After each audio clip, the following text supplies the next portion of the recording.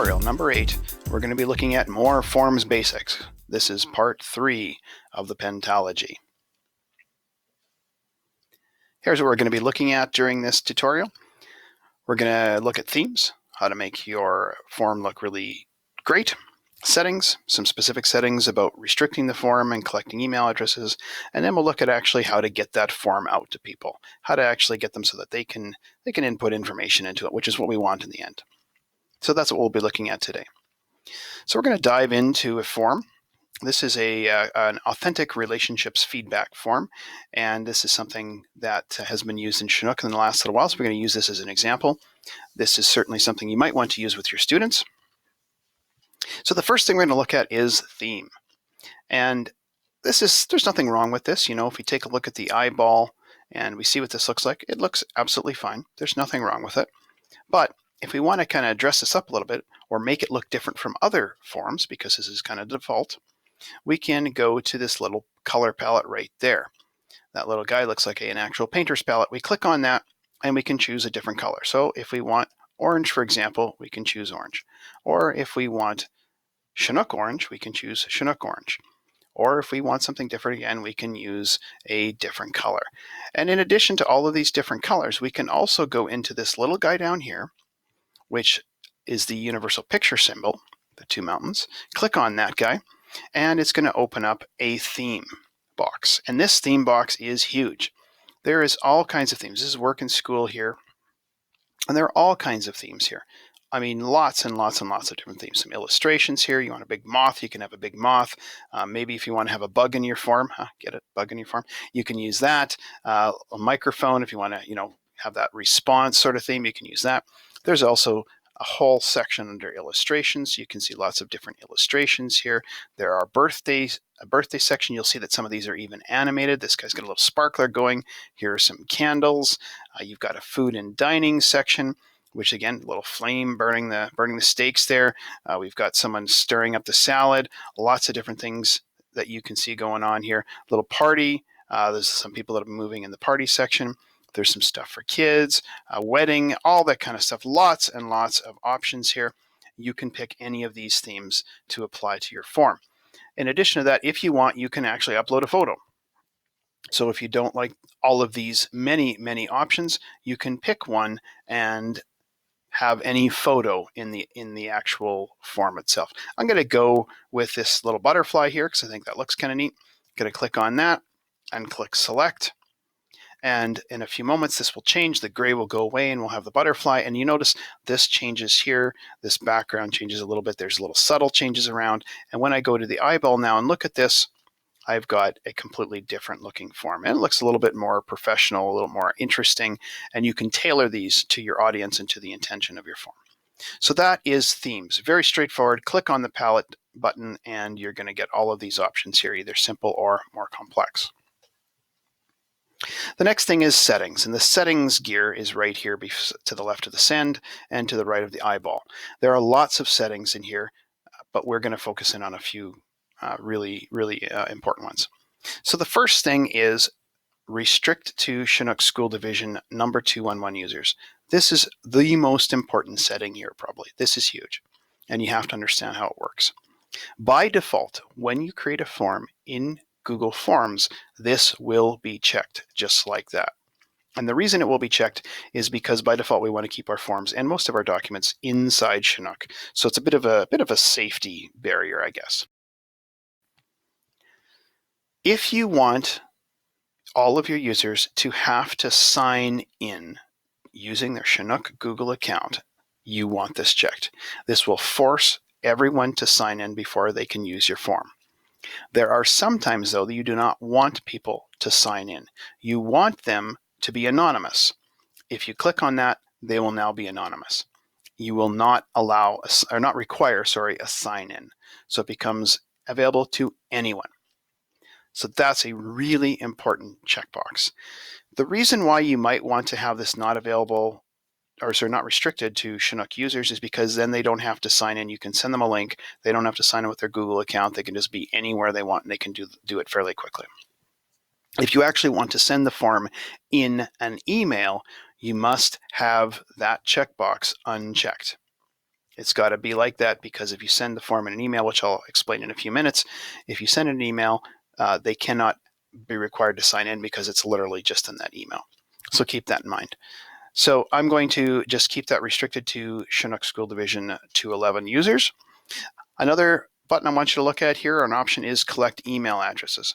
So if you choose collect email addresses, you can actually do that without having them sign in, and it will just put a box at the top of your form that will ask for an email address. So we're not asking for a sign in right now. I'm going to click save, and I'm going to hit the eyeball. You see it put an email address here for me right away, just like that. It says this form is collecting email addresses. When I click on the eyeball, it will show up. It will say email address, and then there's a space for email address.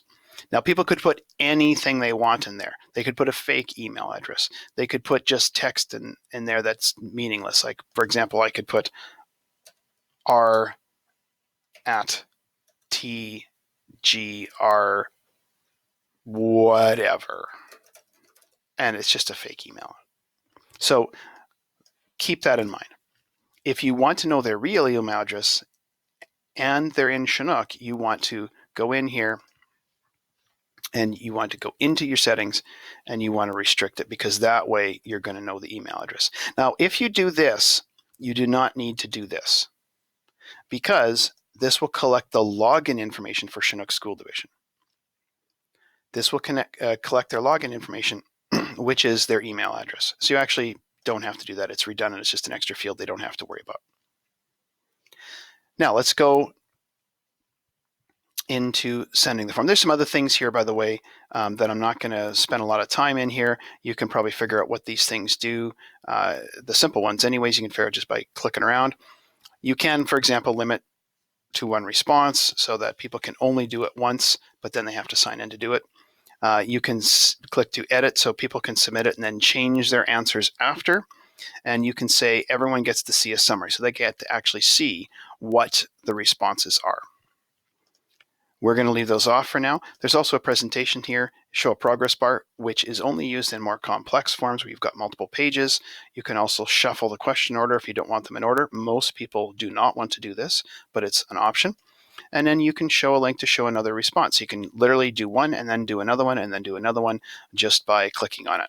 And then there's some other stuff here about being recorded. This section here is all about quizzes, and like I said, I'm not going to go into that, but you can actually do quizzes in forms that will automatically be corrected, that'll automatically be injected into a spreadsheet so you can look at them and see what the results were and see what the students were successful or not. Lots of stuff there. Not going to go into that right now. For now, we're just going to leave it at restrict to Chinook School Division users.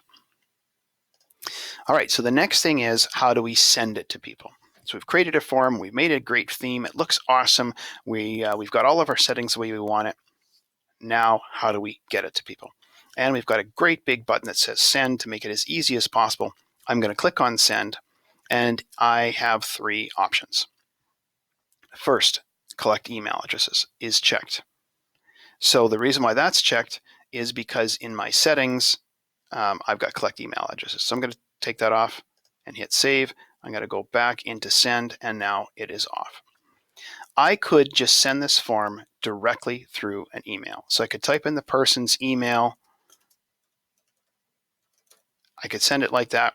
They would get the form, a link to the form. If I click this, include form and email, they will get the form directly and they can fill out right in their email. Very, very simple. If you're working with a couple people who have email, very, very simple to use this. Be aware that if I go into here, into my settings again, and I restrict it to Chinook School Division users and hit save, then I go into here. If I click include in the form, they won't be able to use it unless they sign in. And also notice that once I have clicked on limit it to Chinook School Division users, I have this automatically collect respondent's email address. Great. If I do that, then it will automatically put the user's email address in. It won't even have it in the form. It will just automatically be collected, which is really nice. So that's email. Then we have link. And we can just copy this link and paste it into an email. We can put it on a website. We can send it in a text. We can put it in Hangouts. We can do whatever we want with this guy. And when they click on that, they will go directly to that form. Notice that we still have a login that is required. So if I want this thing to go to anybody, I want to put it on my website. Say, for example, I want parents to be able to submit feedback on something. I would just simply take that off. So now you don't need to be in Chinook School Division. I can collect the email addresses if I want. Doesn't matter. I could turn that off too if I wanted anonymous. Let's say I wanted anonymous. Hit save, go back into send, and now when I click on the link, notice that option is gone. I can't collect email addresses. That thing's gone. I click on copy, and now wherever I paste that, no matter who you are, whether you have a Chinook School Division login or not, it will not matter. It will simply be a click to get to the form, and anybody can fill it out. So that makes that really, really easy. If you want to shorten the URL, you can just click on this, which makes it a little bit simpler. But most of the time, you just want to embed that right into a link in an email using a hyperlink. Also here is embed the HTML. If you wanted to put this, for example, on a website, a school website or something like that, and you want to put the form, the whole form right there where you just click on your website, you can do that as well. Not going to be particularly useful for most people, but there it is. All right. That is how you send your form so that people can actually fill it out. Again, click on send. You can either email it directly to them, or you can choose the link, shorten it if you like to make it a little easier, copy it, send it to whoever you want. And that's it. That's all for this particular tutorial. That should get you a good idea of how you can customize this, make it look the way you want, and also how you get it to people. And don't forget, again, I just want to re-emphasize, I know I've already said it once, I just want to re-emphasize this restrict to Chinook School Division users. That is so big because what often happens is people make a form and then they want someone outside of Chinook to use it, and they don't realize this is a default. So just keep that in mind. And that's it for tutorial 8. The next tutorial will look at looking at the data from the forms and then analyzing it.